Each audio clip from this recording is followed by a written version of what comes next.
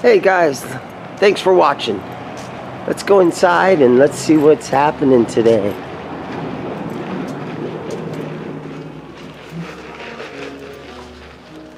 Glenn, how you doing today, man? I'm doing good, buddy. We've got a big sale going on here. We just gave everything you got away. We got our big 50% off everything sale today, huh?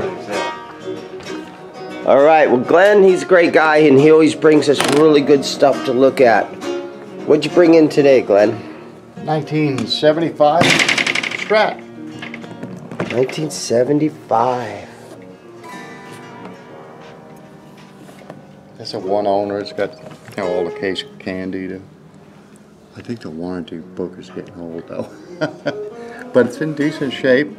It's got some nice scratches you can see in the finish. Like mint shape. Yeah, it's really nice. You hate to use that word mint condition, but I don't use it. You don't use that. Don't ever use that word, huh? But it's in very good shape, as Reverb would put it, right? Yeah. That's cool. You know, it even has a little ashtray cover and stuff. That is really neat. I haven't seen one of those. Yeah, I like it. I like everything to be on it. It's kind of a cool 1975 Fender Strat. 75. Big headstock, bullet truss rod, adjuster, 3-bolt neck, and yeah, everything that everybody hated back in the day. now they want. Now they want that, huh? Yeah. They're even making reissues of these. They sell like hotcakes. They are. Matter of fact, my buddy had a reissue that was natural, and I brought my 74 in for him to see yesterday. He goes, oh, it's just like my reissue. Yeah, but it's not a reissue. They're cool, and they play better and feel better. That's the newer stuff. That is gorgeous right there. Yeah, the old ones had that, and the new ones, they don't bother. Of course, everybody took them off and put them in the case, but it's nice to have everything that came really with is. the guitar there. Yeah. And even got the gold lettering turning green on the knobs, which is kind of cool. They used a bronze paint back then, and it would turn green after a while. So it's kind of nice to get it in this condition. Real low frets on these. It amazes me how the strings kind of rub away at the fretboard right there. They do. That's all that low. That's neat looking, man. I mean, somebody played this thing. All right, well. It's got a nice low action on it. Look at that action. Isn't that insane? Yeah, I don't know if I can get in there, but. It's hard. Yeah. Beautiful condition, man. Yeah. Plays like butter. That's what they say. That's what they say. It plays like butter. But it's a cool one. We'll have it for sale. So tell me about these pickups that are in there. These are standard. This is the first year that they went with the flat pole pieces as opposed to the 74 models which had staggered pole pieces. The purists love those staggered pole pieces. I like the fact this is original, and I actually like the tone of the flat pole pieces. Of course, you know, it's preference. But I've got a 74 with staggered that I really like too, so you know, it's not a real big difference, but that was the first year that they did that. Are those adjustable?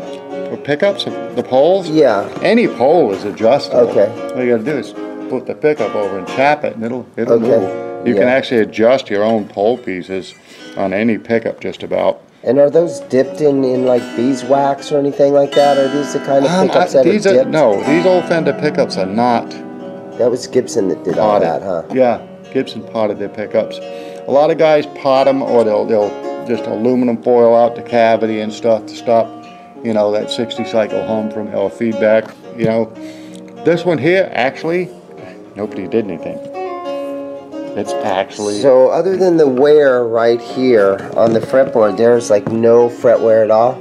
Well, or as far as a fingerboard? The fingerboard is just beautiful on it. It does. And you got, if you get it in the light, you see that you know, there's been an arm there. You know, I find a few light scratches around it, but there's really no dings. Oh, that could be buffed out, man. Oh, you knock buff there, that but it out. didn't chip the paint. Yeah, it'll buff out. Joe Dirt, just buff it out.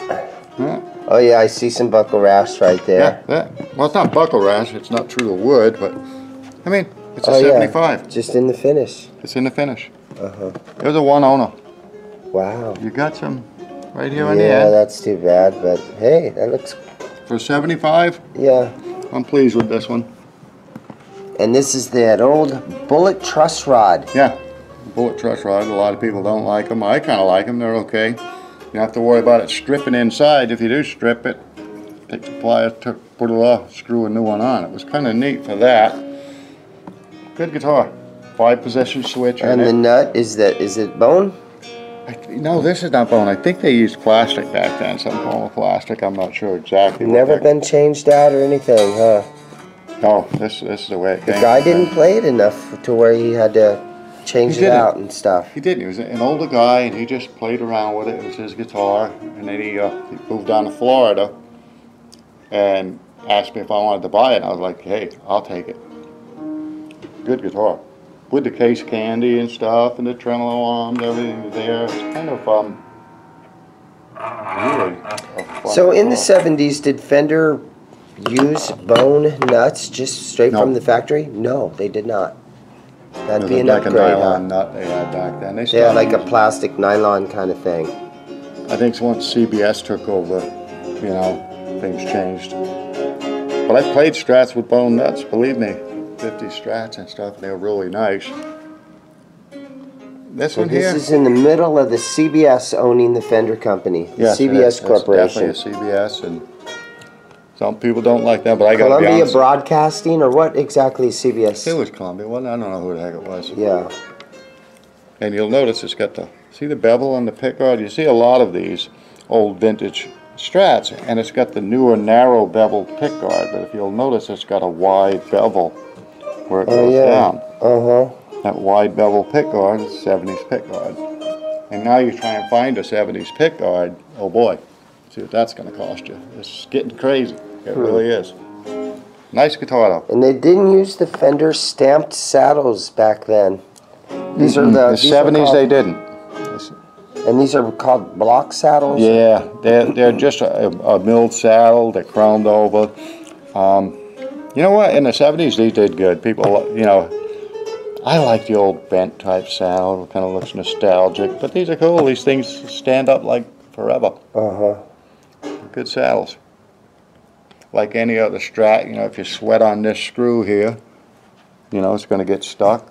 And yeah, you should replace them after 20 Yeah, years. so whoever the owner is, he didn't play this enough to where he got it all sweaty. It was a house guitar. This good. man bought this thing new. As a matter of fact, I'll show you something. Okay. This guy, being an old guy, saved everything. And when he bought it, it's got the face candy and all that cool stuff in there. The springs and the Allen wrenches, but bought January 13th, 75. Wow. That's nice to have. Yeah. He bought it new. Good guitar. I like them. I always stick a rag on top of So each if strap. anybody's interested in buying this, you can find it. Where can you find it at? GuitarBazaar.net. We've got it on the site. Yeah. They take a look at it and holler at us. It's a great guitar if you want to get into a vintage Strat without getting too crazy. Because once you jump back into the 60s, you know, 68 Strat's going to... That's crazy money. That's crazy money, huh? Yeah. These So are you got the still somewhat 1970s. affordable. Yeah. But, you know, they're starting to get insane, too, the early 70s. Early to mid-70s. A 1970s Strat. There's one on eBay that's put together with parts, and the guy says it's put together, and it's not all. But it's a 70 neck and a 70 body with 70 pickups. We know that much. And he's at 10 grand. Jesus. Yeah. For a mutt. For a mutt. Yeah. They call that a mutt. You'd call that one a mutt. You call that one a mutt. But the neck on a 70 would be nice. It would be a good guitar. So I see where he's coming from. Glenn, keep up the good work, man. Those are great guitars. Thanks, buddy. Okay, you guys take care, and thanks for watching. Bye-bye.